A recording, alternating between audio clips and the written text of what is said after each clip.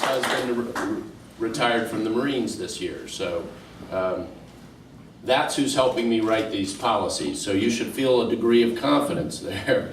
And I know a number of you have talked to Sandy as we have prepared for today. I'm very humbled by the support of everyone in this room. We have support across the Commonwealth, but this is a coalition that I am most proud of. And it's one I have some history with. You all and others like you have been leaders in Virginia, and there are reasons for that that are tied to your service.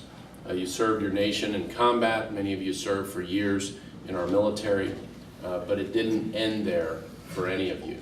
And I and 8 million other Virginians appreciate that. I believe, and I know the legislators you see here who are supporting our efforts also believe that we have a responsibility as leaders in Richmond to look after our vets.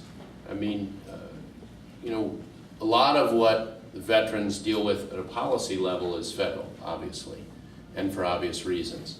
But in Virginia, and this is where America started. This is where America was first led by George Washington. We have a proud martial history. And part of that pride needs to be carried forward by each individual in Virginia, especially your governor, but it also needs to be carried forward in your government, in your state government. That's something that I think the Commonwealth has done very well for a long time.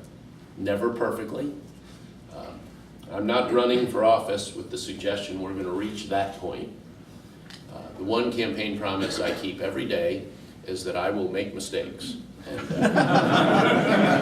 my consistency that you all know about of me is applied there as well. So, over 10% of Virginians are veterans, over 837,000 veterans.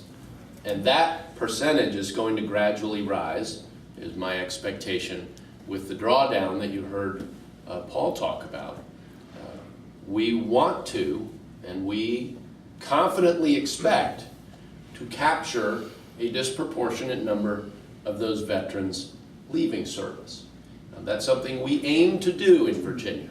We want to do that. Over half of them are in our workforce, over 430,000.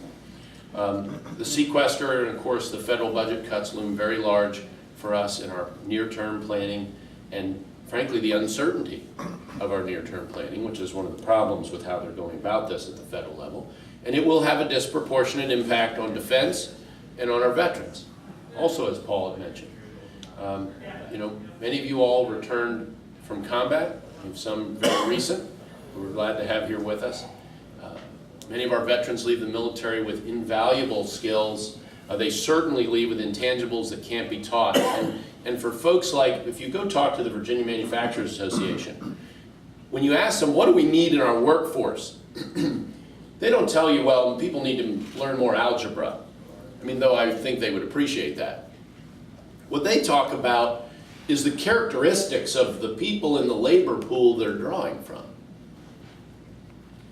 And when you look at the folks leaving the military, and you all in here know this, but we need to communicate it to our fellow Virginians.